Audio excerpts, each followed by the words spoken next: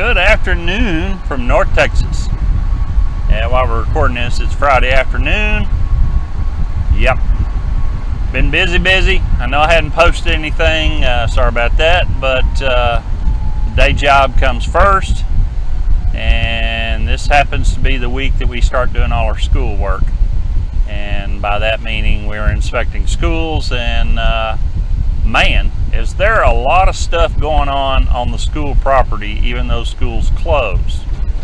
It's crazy. I just couldn't believe how many students are walking around the schools and camps and this and that and the other. But anyway, what I was wanting to talk about, I think the mic's working. We'll figure it out here in a minute. Anyway, have y'all been hitting the academies and seeing more and more ammo on the shelf? I have.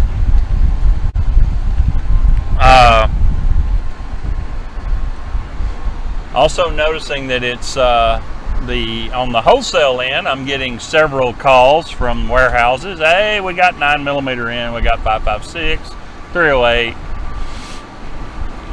at what I've been selling it for at the gun shows. And I had one warehouse say, well, you haven't bought any ammo from me. I said, because you're too high. You can't make anything on it if I buy it for what I sell it for, right? Economics 101. Unless you're one of those people that voted for our current president and believe you need to buy high and sell low, it ain't gonna happen. So, I did get a phone call from one of my main warehouses, and they had some PMC brass case 9mm. I said, he said, I got 2 cases, 2,000 rounds. I said, I'll take it. And then he sends 1,000 rounds of it because they had it allocated to only one SKU number per FFL, whatever. Anyway. But it's back at a more reasonable rate. The 3,000 rounds of Tula 9 that I bought, I paid pretty much what we were selling it for, but I had pretty much just wiped out my inventory. I don't know, I was probably sitting on 1,500, 2,000 rounds of quality 9mm range ammo, but that's a lot less than what I used to have. But pay a little more for it. It'd be alright. Everything I got will shoot it. So, it'd be alright. If it sells, it sells. And if it don't sell, I'll use it. Anyway, did you see where our governor here in Texas has passed the constitutional carry?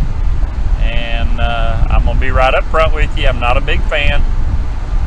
Only because you don't hand a 16-year-old keys and say, all right, you're old enough, go drive. That's the same way I feel about the firearms. If you ain't got no training, you don't need to carry it. Now, that's Randy's opinion. You know what that are? Opinions are like everybody's got one. But I'm sorry, you don't put a deadly weapon in someone's hands and say, there you go, with no training. That's a recipe for disaster right there. I'm going to say it right up front. But anyway, personal opinion, it's the way it is. But he also signed, and I believe it doesn't actually go into law until September 1st, and here we are in June. Any suppressor, silencer for you other folks, any suppressor that's built in Texas and stays in Texas is not subject to federal taxation. The tax stamp, the dreaded tax stamp.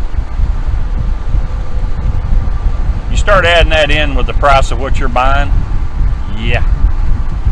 Right now I'm sitting on 1, 2, 3, 4 tax stamps. That's $800 that went to the government to ask permission for me to have something after it has a background check on it. Anyway, don't get me started on that deal. But if that is the truth, and I mean it appears to be the truth, I'm on a few more. I would like a newer style 308, and probably buy a 5.56 one. If I can find one at a reasonable price, I might even buy a big bore one for even the big 300s. I don't know. We'll see. But I definitely want at least one more 308 can. So, like I said, if this is actually comes to fruition, I will own another one. That's the only thing that's been kind of drawing me back. Is it's not only the $200, it's the 8, 9, 12 months that I had to wait on my first one, and you had to pay for all that stuff up front, and then it goes through government.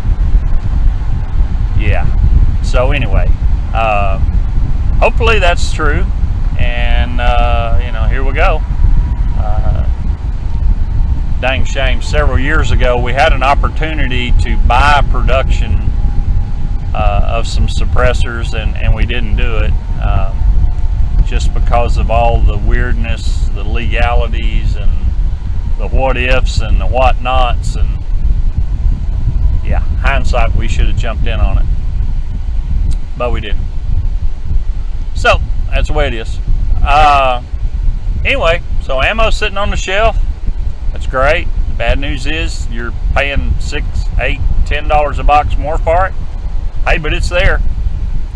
So, that's a win. All right, I'm rambling. I'm going to get off here. Y'all take care of one another. See you.